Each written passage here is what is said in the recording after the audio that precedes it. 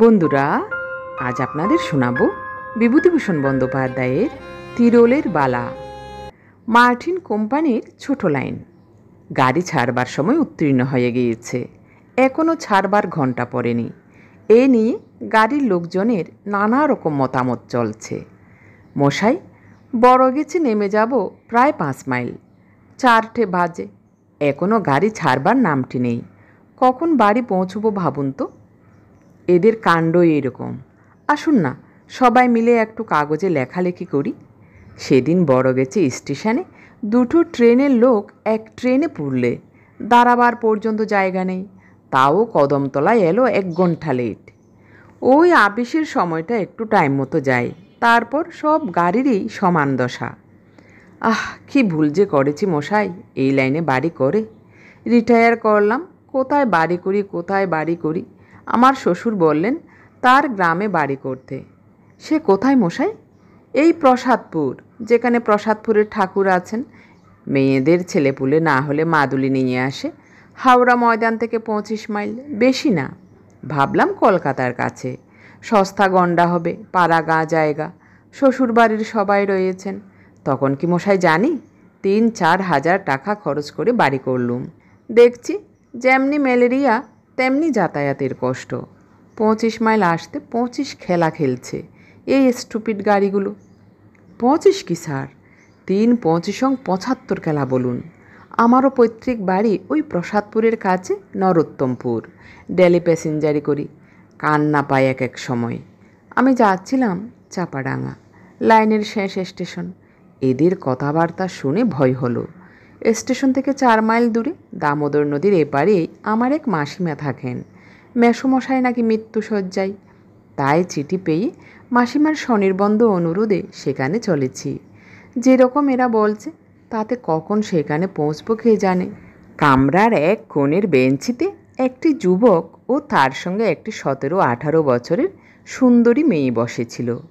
মেয়েটির পরনে সিল্কের ছাপা শাড়ি, পায়ে মাদ্রাজি চটি, মাথার চুলগুলো যেন একটু হেলাগোছাভাবে বাঁধা। সে জানালা দিয়ে বাইরের দিকে চেয়েছিল। যুবকটি মাঝে মাঝে সকলের কথাবার্তা শুনছে, মাঝে মাঝে বাইরের দিকে চেয়ে ধূমপান করছে। গাড়ি ছেড়ে 3-4টে স্টেশন এলো। পান, পটল, আলু, মাছের পুটুলি হাতে ডেলি প্যাসেঞ্জারের দল ক্রমে নেমে যাচ্ছে। বাকি দল এখনও সামনাসামনি বেঞ্চিতে মুখোমুখি বসে কোছার কাপড় মেলে তাস খেলছে। মাঝে মাঝে ওদের হুঙ্কার শোনা যাচ্ছে, ইঞ্জিনের ঝকঝক শব্দ ভেদ করে, 2 হার্টস, নো ট্রাম্প, 3 স্পেডস। যখন জাঙ্গিপাড়া গাড়ি এসে দাঁড়িয়েছে তখন বেলা যায়। জাঙ্গিপাড়া স্টেশনের সামনে বড় দিঘিটার ধারের তাল গাছগুলোর গায়ে রাঙা রোদ। শেষ ডেলি প্যাসেঞ্জারটি জাঙ্গিপাড়ায় নেমে যাওয়াতে গাড়ি খালি হয়ে গেল। একেবারে খালি নয়, কারণ রইলাম কেবল আমি। কোণের বেঞ্চের দিকে চেয়ে দেখি সেই যুবক ও তার সঙ্গিনী মেয়েটিও রয়েছে। এতক্ষণ ডেলি প্যাসেঞ্জারদের গল্পগুজব শুনতে শুনতে আসছিলাম বেশ। এখন তারা সবাই নেমে গিয়েছে, আমি প্রায় একাই। এখন স্বভাবতই যুবক ও মেয়েটির প্রতি মনোযোগ আকৃষ্ট হলো। মেয়েটি বিবাহিতা নয়, সে তো বেশ দেখেই বুঝতে পারা যাচ্ছে। তবে ওদের সম্বন্ধ কি ভাই বোন কিংবা মামা ভাগ্নি? মেয়েটি বেশ সুন্দরী। ছোকরা মেয়েটিকে ভুলিয়ে নিয়ে পালাচ্ছে না তো? আশ্চর্য নয়, আজকালকার ছেলে ছোকরাদের কাণ্ড তো। যাকগে, আমার সেসব ভাবনার দরকার কি? নিজের কি হবে তার ঠিক নেই। সন্ধ্যা তো হয়ে এলো। মাসিমাদের গ্রাম স্টেশন থেকে 2-3 মাইল, পথও সুগম নয়। ট্রেন আটপুর এসে দাঁড়ালো, জাঙ্গিপাড়ার পরের স্টেশন। তারপর ছাড়লো। বড় বড় ফাঁকা আর দেশের মাঠে সন্ধ্যা নেমে আসছে। লাইনের ধারে কচিত ক্ষুদ্র ক্ষুদ্র চাষা গাঁ, লাউলতা চালে উঠেছে। একটা ছোট্ট গ্রাম্য হাট ভেঙে লোকজন ধামা চ্যাঙারি মাথায় ফিরছে। আবার মাঠ, জাম গাছের মাথায় কালো বাদুর এসে বসেছে। খালের পাড়ে মশাল জেলে জেলেরা মাছ ধরবার চেষ্টা করছে। আবার সহযাত্রীদের দিকে চাইলাম। দুজনে পাশাপাশি বসে আছে, কিন্তু দুজনেই জানলার বাইরে চেয়ে রয়েছে। একটা কথাও শুনলাম না ওদের মধ্যে। ছেলেটা মেয়েটাকে নিয়ে পালাতে পালাতে দুজনের মধ্যে ঝগড়া হয়েছে। বেশ সুন্দর চেহারা দুজনেরই। না, মামা ভাগ্নে বা ভাই বোন নয়, নিয়ে পালানোই ঠিক। কিন্তু এদিকে কোথায় যাবে ওরা? মার্টিন কোম্পানির ছোট লাইন তো আর দুটো স্টেশন গিয়ে রার দেশের অজপাড়াগা আর দিগন্তব্যাপী মাঠের মধ্যে শেষ হয়েছে। এ দুটি শৌখিন পোশাক পরা তরুণ তরুণীর পক্ষে সে অঞ্চল নিতান্ত খাপছাড়া ও অনুপযোগী। যাকগে, আমার কেন ওসব ভাবনা। পিয়াসারা স্টেশনের সিগন্যালের সবুজ আলো দেখা দিয়েছে। সামনে ভয়ানক অন্ধকার রাত্রি। নিতান্ত দুর্ভাবনায় পড়ে গেলাম। রার দেশের মাঠের উপর দিয়ে রাস্তা, সঙ্গে ব্যাগে কিছু টাকা কড়ি আছে। শুনেছি হুগলি জেলার এদিকে চুরি ডাকাতি নাকি অত্যন্ত বেশি। মেসোমশাইয়ের চিকিৎসার জন্য মাসিমা কিছু টাকার দরকার বলে লিখেছিলেন। মাই টাকাটা দিয়েছে। ধনে প্রাণে না মারাপুরি শেষকালে। হঠাৎ আমার সহযাত্রী যুবকটি আমার দিকে চেয়ে বললে, চাপাডাঙ্গা স্টেশন থেকে নদীটা কত দূরে বলতে পারেন স্যার? নদী প্রায় 1/2 মাইল। নৌকা পাওয়া যায় খেয়ার? এখন নদীতে জল কম, তবে নৌকাও বোধহয় আছে। যুবকটি আর কোনো কথা না বলে আবার বাইরের দিকে চেয়ে রইল। আমার অত্যন্ত কৌতূহল হলো, একবার জিজ্ঞেস করে দেখি না ওরা কোথায় যাবে। কিন্তু ওদের দিক থেকে কথাবার্তার বর্ষা না পেয়ে চুপ করে রইলাম। পিয়াসারা স্টেশনে এসে গাড়ি দাঁড়ালো। বিশেষ কেউ নামলো উঠল না, ছোট স্টেশন। যুবকটি আমায় জিজ্ঞেস করলে, আচ্ছা স্যার, ওপারে গাড়ি পাওয়া যায়? আমি ওর দিকে চেয়ে বললাম, কী গাড়ির কথা বলছেন? এই যে কোনো গাড়ি, মোটর বাস কি ঘোড়ার গাড়ি? লোকটা বলে কি এই অজপাড়াগাঁয়ে ওদের জন্যে মোটরের বন্দোবস্ত করে রাখবে কি বুঝতে পারলাম না। বললাম, না মশাই, যতদূর জানি ওসব পাবেন না সেখানে। পাড়াগাঁ জায়গা, রাস্তাঘাট তো নেই। এইবার ওদের গন্তব্যস্থান সম্বন্ধে আমার কৌতূহল অতি কষ্টে চেপে গেলাম। কিন্তু যুবকটি পর মুহূর্তেই আমার সে কৌতূহল মেটাবার পথ পরিষ্কার করে দিলে। জিজ্ঞেস করলে, ওখান থেকে তিরুল কত দূর হবে জানেন স্যার? অত্যন্ত আশ্চর্য হয়ে ওর মুখের দিকে চাইলুম। তিরুল যাবেন নাকি? সে তো অনেক দূর বলেই শুনেছি। আমিও এদেশে প্রায় নতুন, ঠিক বলতে পারবো না, তবে 5-6 ক্রোশের কম নয়। যুবকের মুখে উদ্বেগ ও চিন্তার রেখা ফুটে উঠল। আমার দিকে একটু এগিয়ে বসে বললে, যদি কিছু মনে না করেন স্যার, একটা কথা বলবো? তবে ইলোপমেন্টই হবে, যা আন্দাজ করেছিলাম। কিন্তু তিরুলে কেন? সেখান তো লোকে যায় অন্য উদ্দেশ্যে। বললুম, হ্যাঁ বলুন না, বলুন। যুবকটি মেয়েটির দিকে আঙুল দিয়ে দেখিয়ে গলার সুর নামিয়ে বললে, ওকেই নিয়ে যাচ্ছে তিরুলে।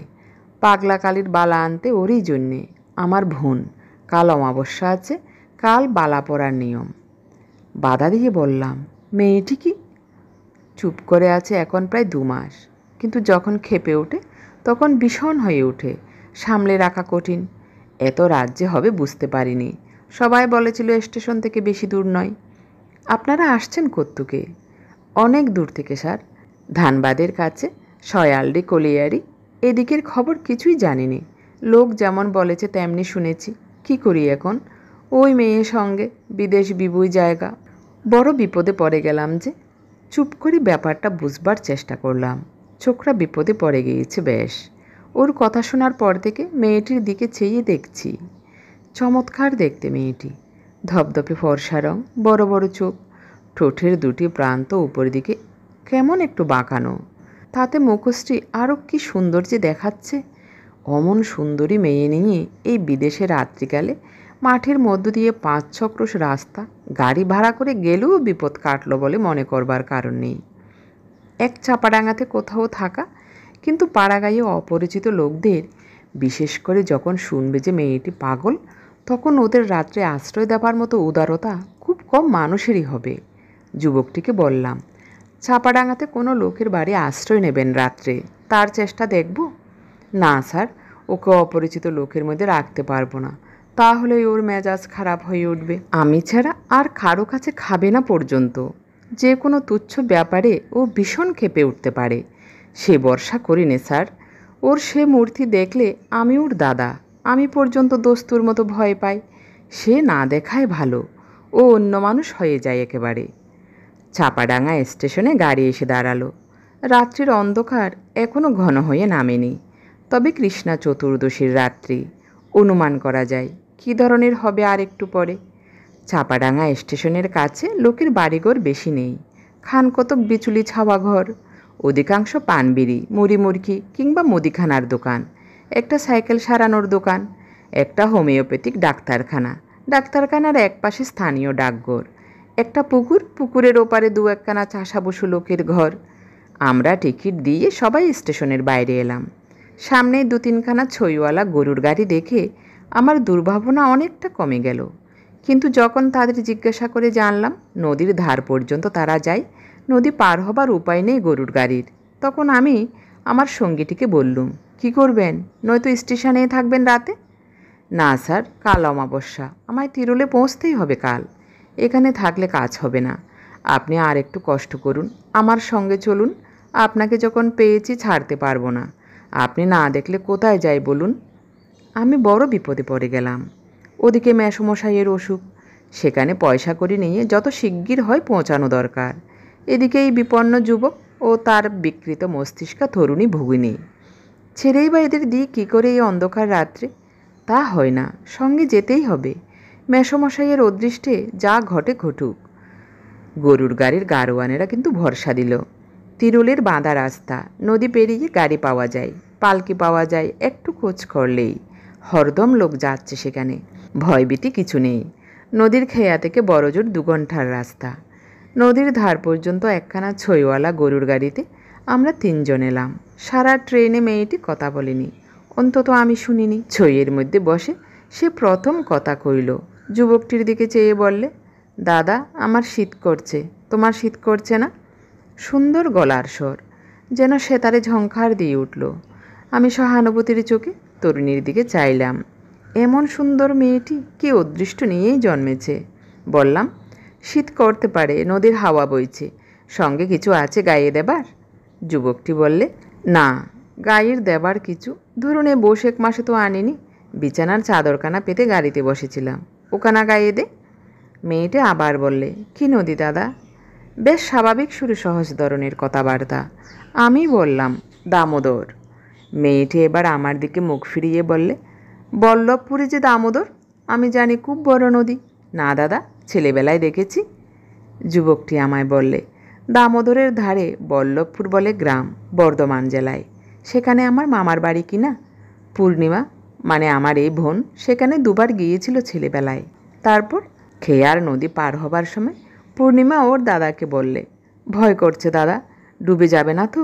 ও দাদা, নৌকা দুলছি যে। ডুবে যাবি কেন, চুপ করে বসে থাক, দুলছে তাই কি? ওপারে গিয়ে আমরা দেখি গাড়ি ঘোড়া তো দূরের কথা, একটা মানুষ পর্যন্ত নেই। খেয়ার মাঝি লোকটা ভালো, সে আমাদের অবস্থা দেখে বললে, দাঁড়ান বাবুমশাইরা, শামকুড়ের গোয়ালপাড়ায় গরুর গাড়ি পাওয়া যায়, আমি দেখে দিচ্ছি, আপনারা নৌকাতেই বসুন। পূর্ণিমা বললে, দাদা, কিছু খাবে না? খাবার রয়েছে তো। পরে আমার দিকে চেয়ে বললে, আপনিও খান, খাবার অনেক আছে। ওর দাদা বললে, হ্যাঁ হ্যাঁ, দে না, ওকে দে, তুইও খা, কিছু তো খাসনি, পৌঁছতে কত রাত হয়ে যাবে। পূর্ণিমা একটা ছোট্ট পুটুলি খুলে আমাদের সবাইকে লুচি, পটল ভাজা, আলু চচ্চড়ি ও মিহিদানা পরিবেশন করে দিলে। বললে, দেখ তো দাদা, মিহিদানা খারাপ হয়ে যায়নি? আমি বললাম, এই কোথাকার মিহিদানা? পূর্ণিমা বললে, বর্ধমান থেকে কেনা, আসবার সময়ে, খারাপ হয়নি, দেখুন তো মুখে দিয়ে। আজ যখন বাড়ি থেকে বেরিয়েছিলাম তখন ভাবিনি এমন একটি সন্ধ্যার কথা। ভাবিনি যে দামোদর নদীর উপর নৌকোতে বসে একটি অপরিচিত যুবক ও একটি অপরিচিতা তরুণীর সঙ্গে খাবার খাবো এইভাবে। কেমন একটি শান্ত পরিবেশ, যেন বাড়িতে মা বোনের মধ্যেই আছি, বড় ভালো লাগছিল। কিন্তু পরবর্তী মর্মন্থুদ অভিজ্ঞতার পটভূমিতে ফেলে আজ যখন আবার সেই সন্ধ্যাটির কথা ও আমার সেই তরুণ সঙ্গীদের কথা এখন ভাবি, তখন মনে হয় সেদিন তাদের সঙ্গে না দেখা হওয়াই ভালো ছিল। একটা দুঃখজনক করুণ স্মৃতির হাত থেকে বাঁচা যেত তাহলে। আমাদের খাওয়া শেষ হয়ে গিয়েছে। এমন সময় গরুর গাড়ি নিয়ে খেয়ার মাঝি ঘাটের ধারে দামোদরের বিস্তৃত বালির চরে এসে হাজির হলো। তিরোল যাবার ভাড়া ধার্য করে আমরা গাড়িতে উঠে পড়লাম। খেয়ার মাঝিকে তার পরিশ্রমের জন্যে কিছু বকশিস দেওয়াও বাদ গেল না। গাড়োয়ান বললে, বাবু, ভুল হয়ে গিয়েছে, বাড়ি থেকে তামাকের টিনটা নেওয়া হয়নি, গাড়ি গাঁয়ের মধ্যে দিয়ে একটু ঘুরিয়ে নিয়ে যাই, বেশি দেরি হবে না বাবু। শামকুর গ্রামের মধ্যে গাড়ি ঢুকলো। আমবাগান, বাঁশবাগান, লোকের বাড়িঘরের পেছন দিয়ে রাস্তা, ঘরের দাওয়ায় মেয়েরা রান্না করছে, তারপর আবার মাঠ, আখের ক্ষেত, পাট ক্ষেত, মাঠের মধ্য দিয়ে চওড়া সাদা রাস্তা আমাদের সামনে বহুদূর চলে গিয়েছে। রার দেশের মাঠ, বন জঙ্গল খুব কম, এখানে ওখানে মাঝে মাঝে 2-4টে কলা গাছ ছাড়া। পূর্ণিমা আমায় বললে, আপনার মাসিমার বাড়ি এখান থেকে কত দূর হবে? সে তো এদিকে নয়, দামোদরের ওপারে, স্টেশনের পূব দিকে প্রায় 2 ক্রোশ দূরে। আপনাকে আমরা কষ্ট দিলাম তো? কি আর কষ্ট, আপনার কাজ শেষ হয়ে গেলে কাল আপনাদের গাড়িতে তুলে দিয়ে মাসিমার বাড়ি গেলেই হবে। পূর্ণিমা মুখে আঁচল দিয়ে ছেলে মানুষে হাসির ফোয়ারা ছুটিয়ে দিলে হঠাৎ, বললে, কি আর কষ্ট না, আমাদের কাজ শেষ হলে আমাদের গাড়িতে তুলে দিয়ে। ওর হাসির অদ্ভুত ধরনের উচ্ছ্বাস ও সৌন্দর্য আমাকে বড় মুগ্ধ করলে। এমন হাসি কোনো দিন আমি হাসতে দেখিনি, কিন্তু সঙ্গে সঙ্গে মনে হলো এ অপ্রকৃতিস্থের হাসি। স্থির মস্তিষ্ক মেয়ে হলে এই ধরনের হাসতো না, অন্তত এই জায়গায় ও এ অবস্থায়। হঠাৎ ওর দাদা অন্ধকারের মধ্যে আমার গা টিপলে। ব্যাপার কি? আমার ভয় হলো, মেয়েটি ভালো অবস্থায় আছে তো? আমি কোনো কথা না বলে চুপ করে রইলাম। কি জানি মেয়েটির কেমন মেজাজ, কোন কথা তার মনে কিভাবে সাড়া জাগাবে। যখন জানি না তখন একদম কথা না বলাই নিরাপদ। মনে মনে ভাবলাম, এমন সুন্দর মেয়ে কি খারাপ অদৃষ্ট নিয়েই এসেছিল পৃথিবীতে, যে তার অমন সুন্দর প্রাণভরা হাসি তাতে মনে আনন্দ না এনে আনে ভয়। গাড়িতে কিছুক্ষণ কেউ কথা বললে না, সবাই চুপচাপ। মাঠ ভেঙে গরুর গাড়ি আপন মনে চলেছে। বোধহয় আমার একটি তন্দ্রাবেশ হয়ে থাকবে। হঠাৎ কেন যেন ঘুম ভেঙে গেল। গাড়ির ছইয়ের মধ্যে অন্ধকার। আমার মনে হলো সেই অন্ধকারের মধ্যে তরুণী এবং তার দাদার মধ্যে যেন একটা হাতাহাতি ব্যাপার চলছে। তরুণীর মুখের কষ্টকর শব্দ আমার কানে যেতে আমি পিছন ফিরে চাইলাম ওদের দিকে, কারণ আমি বসেছি ছইয়ের সামনে আর ওরা বসেছে গাড়ির পেছন দিকটায়। সেদিকে বেশি অন্ধকার, কারণ ছইয়ের ওদিকটা চাঁচের পর্দা আটা। আমি কোনো কথা বলবার পূর্বেই যুবকটি চাপা উদ্বেগের সুরে বললে, ধরুন, ওকে ধরুন, ও গাড়ি থেকে নেমে পড়তে চাইছে। চাপা সুরে বলবার কারণ বোধ হয় গাড়ির গাড়োয়ানের কানে কথাটা না যায়। আমি হতভম্ব হয়ে মেয়েটির গায়ে কী করে হাত দেবো ভাবছি। এমন সময় যুবকটি বেদনার্ত কণ্ঠে বলে উঠল। পরক্ষণেই বলল, কামড়ে দিয়েছে হাত, ধরবেন না, ধরবেন না।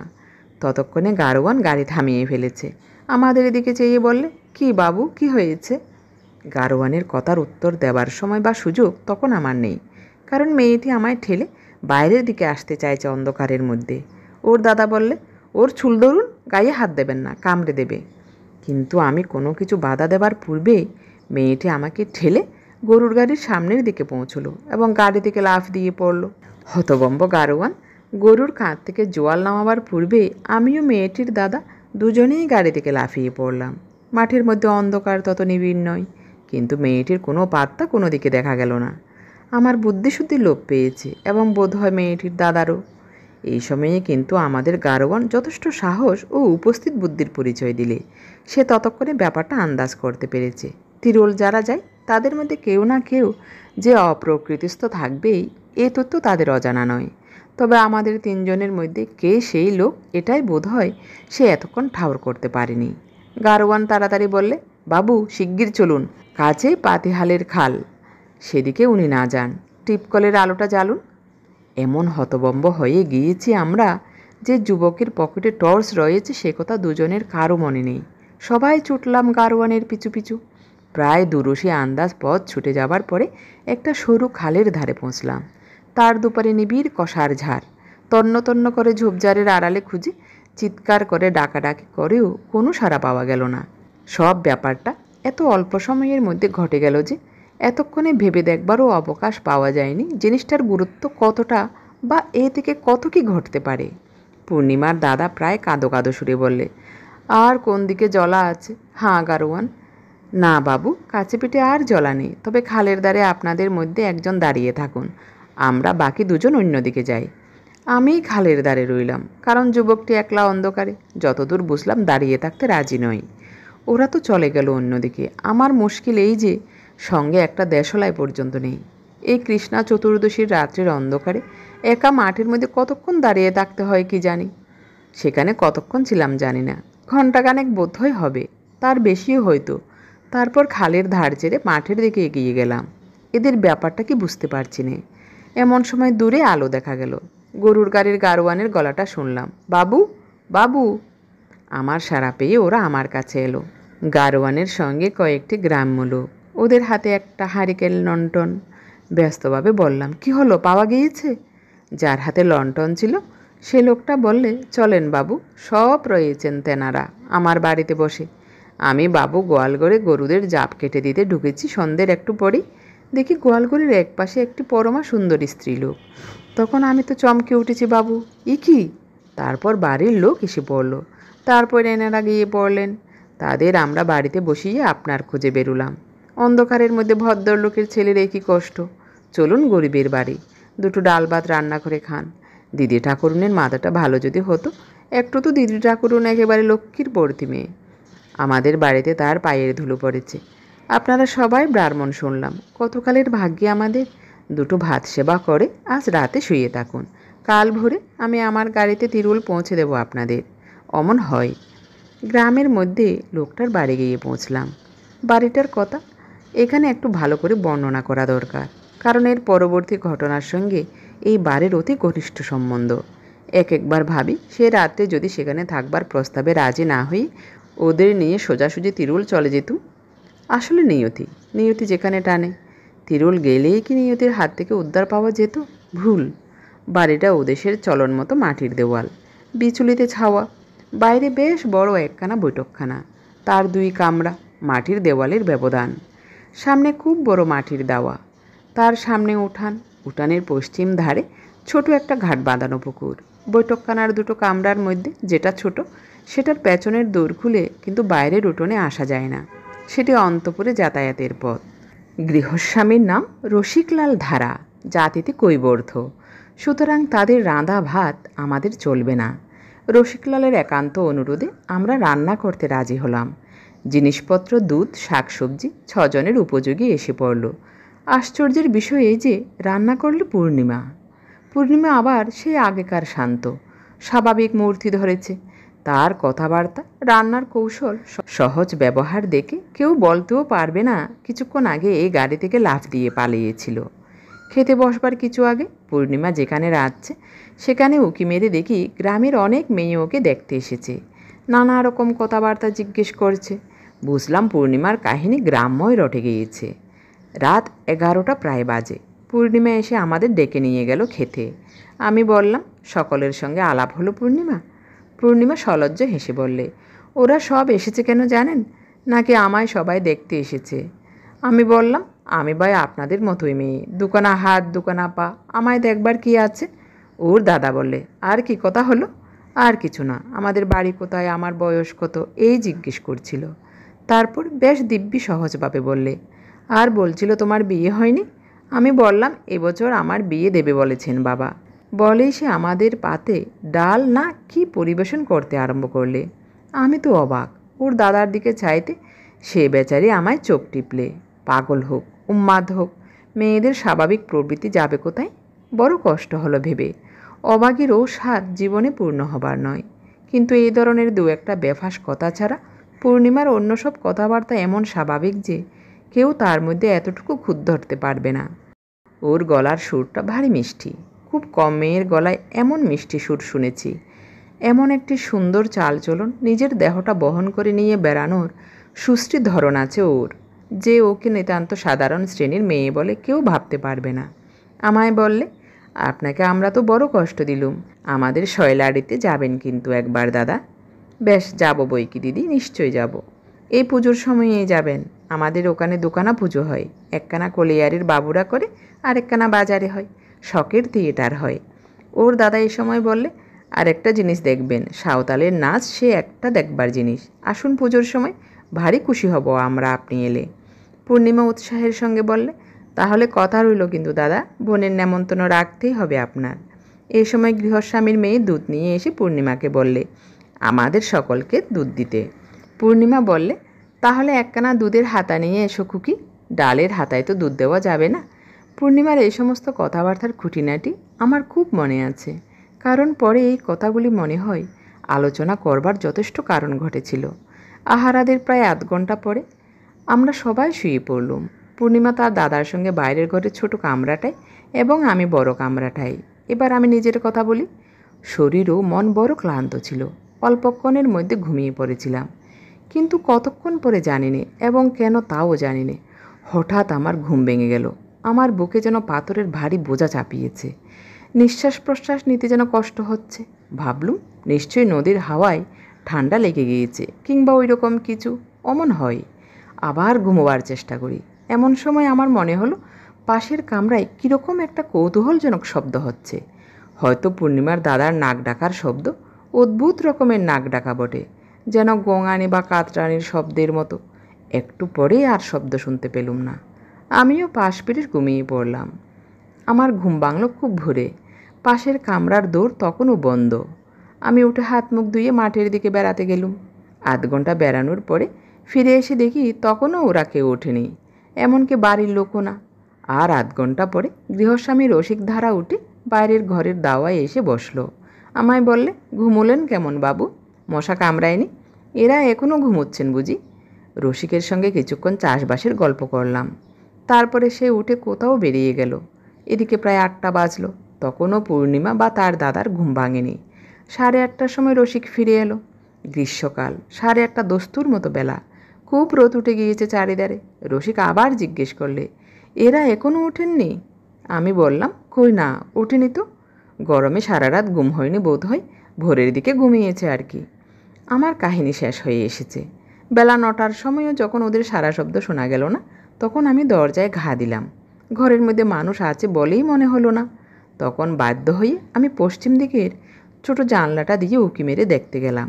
ঘরের মধ্যে একটি মেয়ে নিদ্রিতা। এই অবস্থায় জানলা দিয়ে চেয়ে দেখতে দ্বিধাবোধ করছিলাম, কিন্তু একবার দেখাটা দরকার। ব্যাপার কি ওদের? জানলা দিয়ে যা দেখলাম তাতে আমি চিৎকার করে উঠেছিলাম বোধ হয়। ঠিক বলতে পারিনি, কারণ আমারও কিছুক্ষণের জন্য বুদ্ধি লোপ পেয়েছিল। কী যে ঘটেছে কি না ঘটেছে আমার খেয়াল ছিল না। প্রথমেই আমার চোখে পড়ল, ঘরে এত রক্ত কেন? চোখে ভুল দেখলাম নাকি? কিন্তু পর মুহূর্তেই আর সন্দেহের অবকাশ রইল না। ঘরে একখানা চৌকি পাতা। পূর্ণিমার দাদা চৌকির উপরকার বিছানায় উপর হয়ে কেমন এক অস্বাভাবিক ভঙ্গিতে শুয়ে। বিছানা রক্তে ভাসছে। মেঝেতে রক্ত গড়িয়ে পড়ে মেঝে ভাসছে। আর পূর্ণিমা দেওয়ালের ধারে মেঝের উপর পড়ে আছে। জীবিতাকে মৃতা বুঝতে পারলাম না। একটা পাশ বালিশ চৌকির উপর থেকে যেন ছিটকে পূর্ণিমার দেহের কাছে পড়ে, সেটাও রক্তমাখা। আমার চিৎকার অনেক দূর থেকে শোনা গিয়েছিল নাকি? লোকজন চারিধার থেকে এসে পড়ল। আমার জ্ঞান ছিল না। মাথায় জল টল দিয়ে আমায় সকলে চাঙ্গা করে 10-15 মিনিট পরে এদিকে দরজা ভেঙে সকলে ঘরে ঢুকলো। তারা দেখলে পূর্ণিমার দাদার গলায়, কাঁধে ও হাতে সাংঘাতিক কোপের দাগ। আগের রাত্রে কুটনো কোটার জন্য একখানা বড় বটি গৃহস্থেরা দিয়েছিল। সেখানা রক্তমাখা অবস্থায় বিছানার উপাসে পড়ে। পূর্ণিমার শাড়ি ব্লাউজে কিন্তু খুব বেশি রক্ত নেই, কেবল শাড়ির সামনের দিকটাতে যেন ছিটকে লাগা রক্ত খানিকটা। হতভাগিনী রাত্রে কোন সময় এই বীভৎস কাণ্ড ঘটিয়েছে। নিজের হাতে ভাইকে খুন করে ঘরের মেঝেতে অগরে নিদ্রায় অভিভূতা। দিব্যি শান্ত নিশ্চিন্তভাবে ঘুমোচ্ছে। আমার যখন জ্ঞান হয়ে ঘরে ঢুকেছি তখনও ঘুমন্ত অবস্থায় ওকে দেখাচ্ছে কি সুন্দর, আরও ছেলে মানুষ, নিষ্পাপ সরলা বালিকার মতো। নারীর প্রলয়ঙ্করী ধ্বংসমূর্তি সেই ভয়ানক প্রভাতে এক মুহূর্তে আমার চোখের সামনে যেন ফুটে উঠল। পলকে যে প্রলয় ঘটায়, এক হাতে দেয় প্রেম, অন্য হাতে আনে মৃত্যু, এক হাতে যার খর্গ, অন্য হাতে বরাবয়। অতপর যা ঘটবার তাই ঘটল। পাড়ার লোক, গ্রামের লোক ভেঙে পড়ল। পুলিশ এলো। আমি মেয়েটির অবস্থা সম্বন্ধে যা জানি খুলে বললাম। তাদের জেরায় প্রশ্ন উত্তর দিতে দিতে আমার মনে হলো হয়তোবা আমি পূর্ণিমার দাদাকে খুন করে থাকব। ঘুমন্ত মেয়েটির পাশ থেকে ওর দাদার মৃতদেহ সরানোর ব্যবস্থা আমিই করে দিলাম। মৃতের সকল চিহ্ন, রক্তাক্ত বস্ত্র, বটি, বিছানা। উন্মত্ততায় ঘুম সহজে ভাঙেনি তাই রক্ষে। দুপুর পর্যন্ত পূর্ণিমা নিরুদ্বেগে ঘুমোলো। পুলিশকেও কষ্ট করে ওর ঘুম ভাঙাতে হলো। আমি ওর পাশে দাঁড়ালুম এই ঘোর অন্ধকার রাত্রে। অসহায় উন্মাদিনীর আর কে ছিল সেখানে? যদিও ওর অবস্থা দেখে চোখের জল ফেলেনি এমন লোক সে অঞ্চলে ছিল না। কি মেয়ে কি পুরুষ, এমনকি থানার মুসলমান দারোগাবাবু পর্যন্ত। শয়লাড়ি কলিয়াড়িতে টেলিগ্রাম করা হলো। ওর বাবা এলেন, তার সঙ্গে এলেন তার 3টি বন্ধু। ওদের মুখে প্রথম শুনলুম পূর্ণিমা বিবাহিতা। পাগল বলে স্বামী নেয় না। সে কখনো জানে সে বিবাহিতা, কখনো আবার ভুলে যায়। পূর্ণিমার মা নেই, তাও এই প্রথম শুনলুম। ভদ্রবংশের ব্যাপার, এ নিয়ে খুব গোলমাল যাতে না হয় শুরু থেকেই তার ব্যবস্থা করা হলো। খবরের কাগজে ঘটনাটি উঠেছিল, কিন্তু একটু অন্যভাবে। কয়েকটি প্রভাবশালী লোকের সহানুভূতি লাভ করবার দরুন ব্যাপারের জটিলতার হাত থেকে আমরা অপেক্ষাকৃত সহজে রেহাই পেলাম। পূর্ণিমাকে রাঁচি উম্মাদ আশ্রমে দেওয়ার ব্যবস্থা হলো। ওর বাবা দেখল ওকে আর বাড়ি নিয়ে যেতে রাজি নন। শ্রীরামপুর কোর্টের প্রাঙ্গণ থেকে ওকে মোটরে সোজা আনা হলো হাওড়া। হাওড়া থেকে রাঁচি এক্সপ্রেসে যখন ওঠানো হচ্ছে, তখন একগাল হেসে ও আমার দিকে চেয়ে বললে, আমাদের শয়লাড়িতে আসবেন কিন্তু একদিন, মনে থাকবে তো? ওর বাবাকে বললে, দাদা কোথায় বাবা? দাদাকে দেখছি না। দাদার কাছে কানের দুল দুটো খোলা রয়েছে, কান বড্ড নেড়া নেড়া দেখাচ্ছে। এসব কয়েক বছর আগের কথা। অনেকেই বুঝতে পারবেন আমি কোন ঘটনার কথা বলছি। মানুষ চলে যায়, স্মৃতি থাকে। জীবনের উপর কত চিতার ছাই ছড়ানো। সেই ছাইয়ের সূক্ষ্মস্তরে বহু প্রিয় পরিচিত জনের পদচিহ্ন আঁকা। এই শ্যামল পৃথিবী, রৌদ্রালো, পরিবর্তনশীল ঋতুচক্রের আনন্দ থেকে নির্বাসিতা সে হতভাগিনীর কথা মাঝে মাঝে যখন মনে পড়ে, তখন ভাবি সে নেই। এতদিনে সুদূর রাঁচির উম্মাদ আশ্রমে তার অভিশপ্ত জীবনের অবসান হয়ে গেছে। ভগবান আর ওকে কতকাল কষ্ট দেবেন?